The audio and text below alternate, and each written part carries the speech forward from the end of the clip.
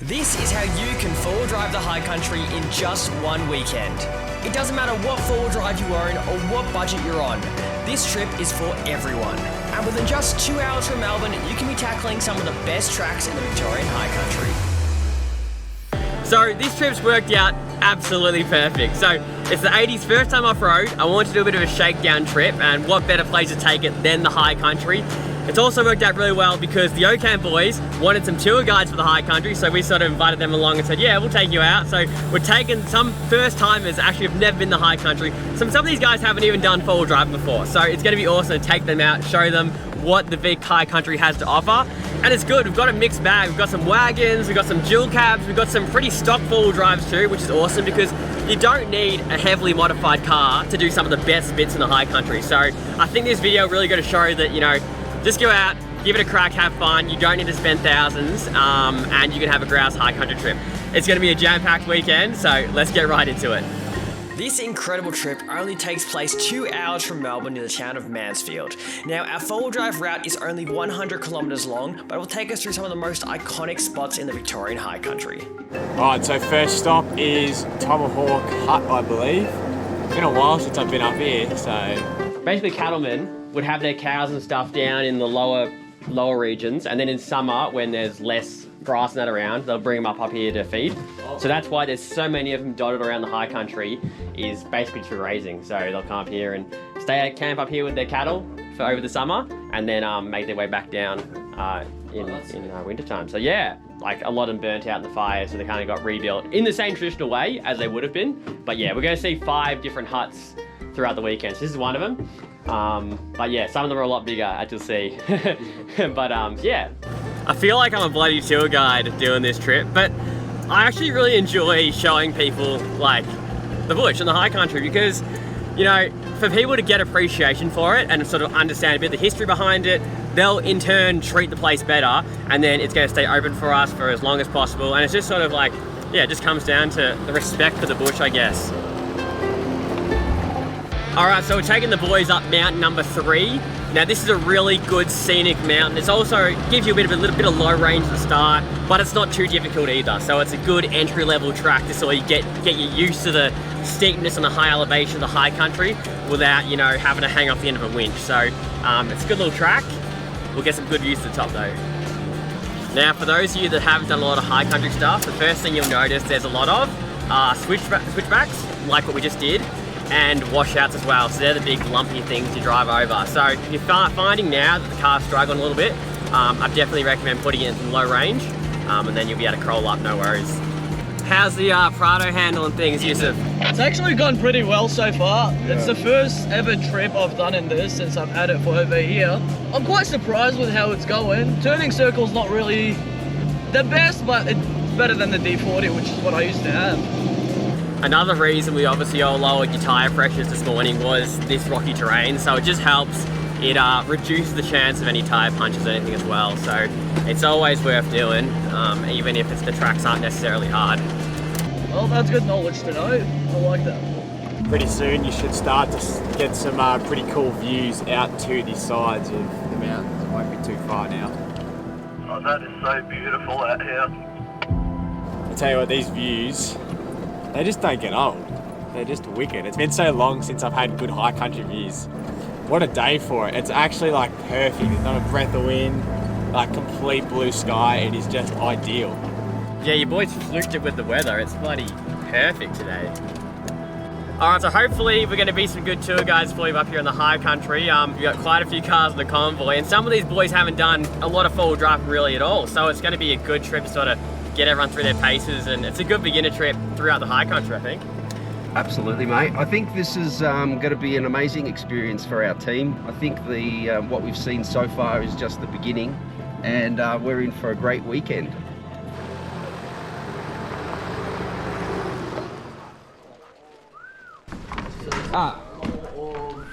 Well, this one's got your kitchen. Okay. It's got actual beds in it. Oh, but this is comfier than the tent. Jeez. Just saying how good the tent was, being honestly. Now, there are a few things you want to be aware of before you do your first high country trip. The first one being is seasonal road closures. So we do close our high country tracks, a lot of them in the winter, just to save them getting chewed up and everything. So a lot of them do get shut. So the best time to do the high country is between Cup weekend and the King's birthday weekend. So that's November to June. So the sun period is the best. You can swim, it's good days, lots of light, it's great. Now the next thing you definitely want to have is some offline maps or paper maps, because you won't get service in a lot of the high country unless you're on a mountain peak. You might get it, but if you're in the valley, you're definitely not getting service. So having a map and knowing where you're going is essential. Now another thing with the high country, always bring tools, because sooner or later you're going to need them. There you go. Thank you very much. No worries. I need some strong men. The high country is also a great place to have campfires. You know, if you're in the state forest, plenty of great firewood to collect. It burns really well. But always remember, when you leave camp the next day, make sure your fire is properly extinguished, and it'll stop those bushfires from starting, because a lot of them start simply from campfires being left going. So Jack and Kaylin, how's the Triton going? Is it holding up to the high country? Has it done it before? No, so this is my first time actually taking it proper off-roading, and I must say it's holding up surprisingly well.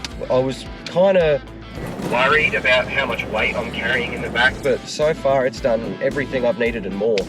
Yeah, well, that's what we like to hear. I mean, I'd assume, you know what they say, you can never frighten a Triton, so I'd say it'll have no issues doing what we find.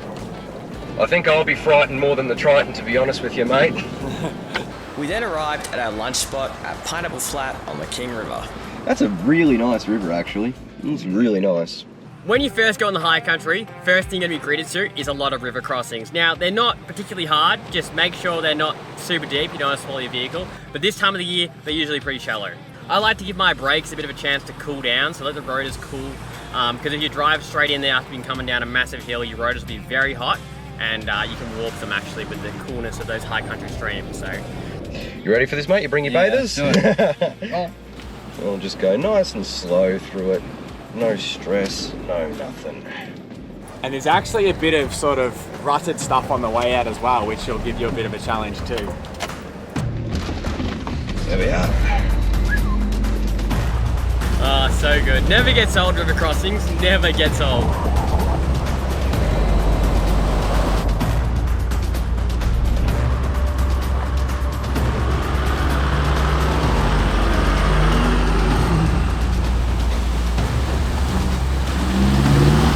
Should I go through it or around it? Go on. Might as well. Oh, not the nice shiny wheels. Oh, that's so good. That is so good. We then had a short stop at Pineapple Flat for some lunch. So question, if some of the boys are thinking, hey, I'm planning on buying a 4-wheel drive and getting up and getting ready for 4-wheel driving and take my family out camping, what are some of the first things you would tell someone like that? I would say the first thing is you don't have to buy, you don't have to spend like ridiculous money, and you don't have to buy a brand new 4-wheel drive either. Sometimes it's very easy to get caught up in seeing all the different accessories that you can buy and different things that people have to go 4-wheel driving, and then thinking that you also need that stuff, whereas the reality is you really don't. What do they call it? The KISS method? Keep it simple, stupid. Yeah, that's the one. Sometimes that's best for camping, I reckon, you know? Best for pretty much most things in life, man. Just going for a weekend up to the high country or your local. Yep. You know, all you need is an esky, sleeping bag, some clothes, and some stuff to cook. We're just about to hit the series of river crossings on the King Basin Road here. If you're thinking of coming into the high country, you definitely don't want to be scared of river crossings. You just keep switching back and forth, crossing after crossing. It's all good fun though.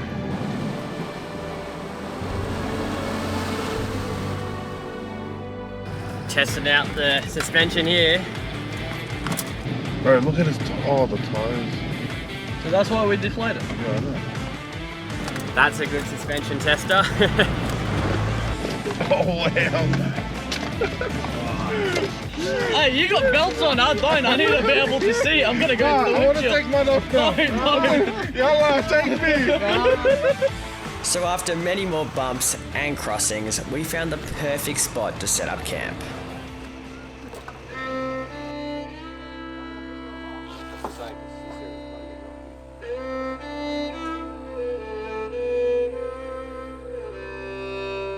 Swag life, eh? What happened? Yeah, well, need to bring myself back to earth, I think. Be more grounded. Yeah, don't have the rooftop tent luxuries. No, like. but it's alright. I actually don't mind it. I'm actually happy to do something different, like go back to a swag. But they're pretty good. I wouldn't want to be doing it every single day on a big trip, but for just a weekender, it's perfect. So as you might expect, being on a trip with the OCAM crew, there's no shortage of rooftop tents. So yeah, there's quite an array, just about every different type of tent, I think, set up here, which is pretty cool. So Probably my favourite part of camping is afternoons like this. Getting the fire going, having a yarn and enjoying time spent with mates. the rest of the boys are just chilling at camp. I'm keen to go for a fish. We're on the King River here. So yeah, just got a little soft plastic on the rod. And yeah, we'll see if we can't get onto a fish, maybe even a keeper. And yeah, we'll see how we go. Now, when I'm trout fishing, I like to walk downstream first and then walk back upstream as the trout will face upstream into the current. And then I'm pretty much just flicking my lure at any bit of water that's deep enough for a trout to sit in. Oh, big hit. One just there. He's only little. Oh, yep, one on it. Oh, you just grabbed it but didn't eat it enough. Oh. One just come up and smashed it. They're just not getting it in their goal. Meanwhile, upstream, the boys and I were cold plunging in that crystal clear water. Yeah, I don't think it's doing all that, dude. Alright. Any catches? No luck. Oh wow, I got like half a dozen hits, but none of them stuck. All right, so we're all hanging around camp. We're just about to get some dinner happening, and I'm going to do a bit of something to share with the crew in the camp oven. So we're going to do a potato bake. So it's pretty basic. We'll start with some bacon that I've diced up, and we'll get this nice and browned up to begin with.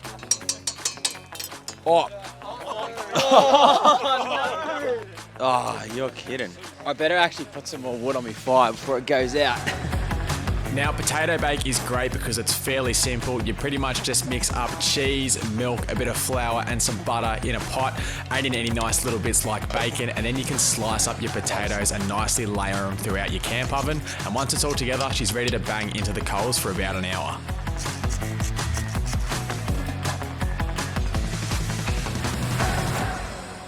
All right, let's go see how this potato bake turned out. It's been on for about an hour, so... Oh, it looks pretty good. Oh, yeah, that's good. Wow. Good? You're on your seconds. I'm on my seconds, man. They're amazing. They're bloody amazing. 11 out of 10.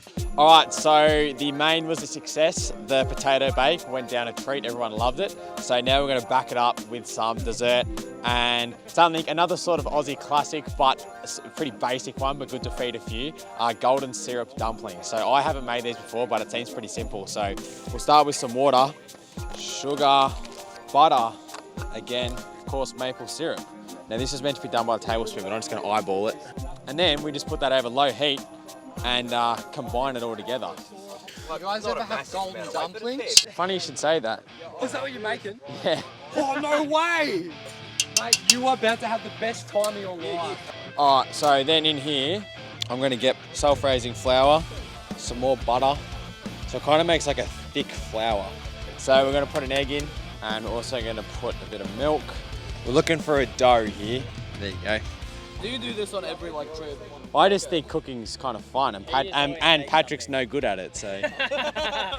So now we drop in the dumplings, and they should absorb the syrup a bit. Oh yeah. Oh, they are. Dude, they turned out pretty good. I'll tell you what, mate, they look bloody good. You got the texture spot on. Yep. Mmm. Yeah, they're yum. Very good. Yeah, they're yum. Simple yet very effective, very yum. My second play, this shit's amazing. I can have the whole pot, bro. Straight up. Can we do this every weekend? All right, so I've just woken up on the King River. It's pretty early. We're getting ready to head up to Lake Cobbler, try to smash up there and have some brekkie. It's pretty good sleep last night. A lot of wild dogs around actually, which is the first time I've heard them in this area.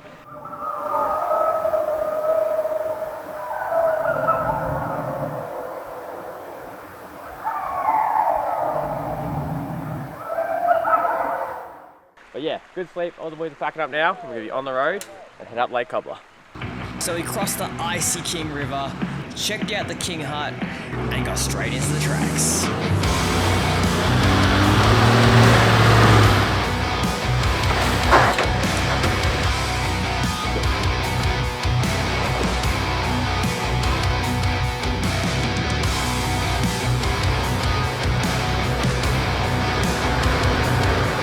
It's funny how having all the weight at the back, so like the canopy all set up, the tent, it doesn't take much of a little hill just for it to pick up a front wheel. Normally it's Paddy's car that's doing all the wheel lifting, but not this time. So we followed the track up the mountain climb towards Lake Cobbler, passing through the infamous staircase with its many switchbacks. I gotta say, with all this new suspension work, she's driving like a Rolls Royce. Like it's awesome how well it's all come together. I'm still learning how to dial in the shocks with the FRIs. Obviously they're adjustable, so I've got it set to the middle setting right now, just so I can sort of get a base of where that sort of stands. And then throughout the trip, I'm just slowly dialing each shock to get it all riding perfectly. It's riding really well right now. Like it's like you're in a limousine in the bush. It's really good. But now in being taller and the bigger tires, it is that much more capable out in the bush. And we haven't done anything hard yet, but I'm keen to see what it can do. It's gonna be great. As the convoy pushed forward, we soon arrived at the beautiful Lake Cobbler. Perched 1,100 metres above sea level, this man-made lake is a spectacle in the Victorian High Country. Surrounded by lush alpine forests and rugged mountain terrain, Lake Cobbler is a great spot to jump out of the vehicles and take a short walk to one of the best waterfalls in Victoria. Almost at the falls now. I think it goes without saying, don't fall off the edge. Oh wow. That is That's a big drop. I don't like that. Look at that, yeah, see from here you can see the waterfall off. There's like a rainbow in the waterfall. Dangadale Falls is the tallest waterfall in Victoria with an impressive 255 metre drop. The views are absolutely incredible and it's definitely worth the visit. Good? Yeah, awesome. Unreal. A few of you might have seen that in the last episode I actually put a new water tank under the tray.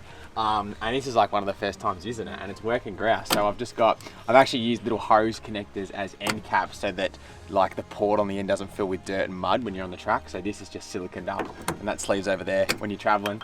And then I've just got a valve in there and out comes the water. And it lasts ages, like 50 litres, lasts so long. Because it's under the tray, it stays nice and cold as well, which is awesome. I was a bit worried that being a poly tank, it might taste a bit funny, but it doesn't. It tastes as fresh as, it just tastes like water from home. So yeah, it's handy having 50 litres of water neatly tucked up under the tray in there now. We then made our way back down the mountain towards Mount Buller to our most challenging track of the trip. Alright, so we're here at the Monument track now. This is going to be probably the hardest track we do of the trip. We think the boys are well enough prepared now. They've done a bit of 4wding, they know what's going on. So it shouldn't be too difficult. Like I've always known this to be a pretty relatively easy track still. Yeah. But it should have maybe one or two little slightly challenging sections. essentially, we're combining all your weekend's experience now into this track, and yeah, you should be able to do it. It should be all pretty straightforward. So. I must admit, now they've got me slightly nervous. Ending on a high. Yeah, true that. Alright, so Monument track. I'm not expecting anything too difficult, but it is rated red and black on new tracks. So you never know. There might be some slight challenging sections, so we're interested to see what we come across. The Monument track is an alternative steep climb up to the iconic Craig's Hut and Mount Sterling. It can get quite slippery in the wet and chewed out after the winter, but in the summer it is a manageable track that most people can do.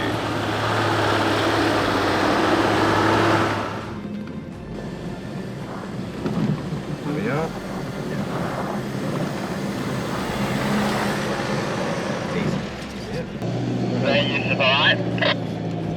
Yeah, we're good. We're just climbing up slowly. Right.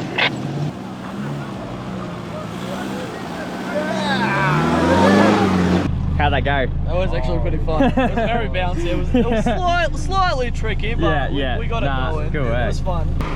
Oh, no issues? Easy peasy. Easy peasy? Oh, Easy awesome. How'd the range go down all sweet? Yeah, good. Did it well? Kissed in a couple of spots. But Yeah. Did you have the locker on at all, or didn't need it? No, it's not on yet. Perfect. Yeah. Awesome. Easy. Job done. Yep. The Monument track takes you straight up the mountain to the ridgeline.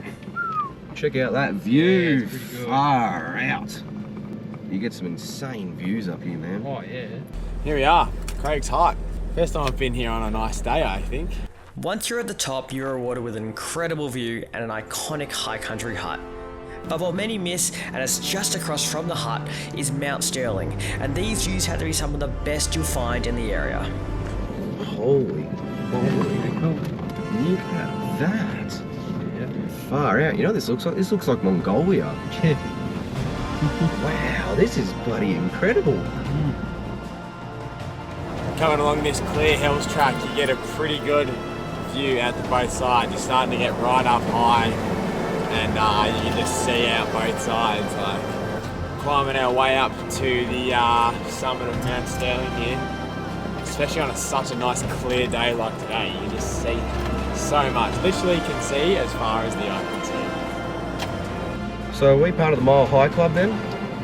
I think technically speaking, yes, we're more than 1 mile high. I believe a mile is about 1550 metres or 1600 metres. So yeah, we are. Fantastic. Yeah, that view is absolutely mental. You can see Mount Buller Ski Resort up there. You can see all the way down to Lake Eildon, Mansfield. Oh, you got to come out and do this bit of the high country. It is so close to home, yet so awesome. What a life we're living, man. Oh, wow. It's truly spectacular. Well, on behalf of everyone from OCAM, Patrick and Liam, we just want to express our sincere gratitude for you guys taking the time to do this with us. This is really unreal. So we're so grateful, and it's awesome to be out here with you guys. We just want to say a big thank you for this amazing trip, amazing experience. You guys have done way more than enough, taking us to different beautiful sceneries, different tracks, waterfalls, huts, especially the dessert last night, the golden dumplings. Oh, mate, that was on. Liam made last night, they were just amazing. So we just want to say a massive thank you to everyone, Aussie Arvos and OCAM, for having us come out and do this amazing trip. We'd love to do another one in the future. Yes. It's just such a grouse first high country trip for anyone to do. So what I'm gonna do, I'll leave the GPS route in the link in the description so you guys can download that map and follow it yourself if you want to. It's got all the campsites we stayed at and all the places we went to. Highly recommend everyone who watches this come out, do the high country. Yeah, I don't think you'll ever go wrong coming out here. We then continued down Mount Sterling and across to Mount Buller, where we would air up and finish the trip. What do you reckon, Liam? Successful mission? I reckon very successful, but we can't hear it from me. They're going to hear it from the people that came on the trip. Yeah, it's kind of set the bar for their first trip, because next time you go away, it'll be like pissing down rain. Yeah. Nah, this sucks. All right, so I've made it up to Mount Buller, the end of the trip. It's been a pretty good weekend. How do you reckon, boys? How do you reckon I went? Awesome. Yeah, it was just good fun all around, and I think a good taste for all the high country and all the stuff you do while you're camping out here. Like, see all the good views. Like, had cooler weather the whole weekend. Yeah. So, so big thanks, boys, for coming. You've made the trip. Having us. No worries. And yeah, that's about it. Thanks so much for watching Aussie Arvos. We'll see you all in the next one.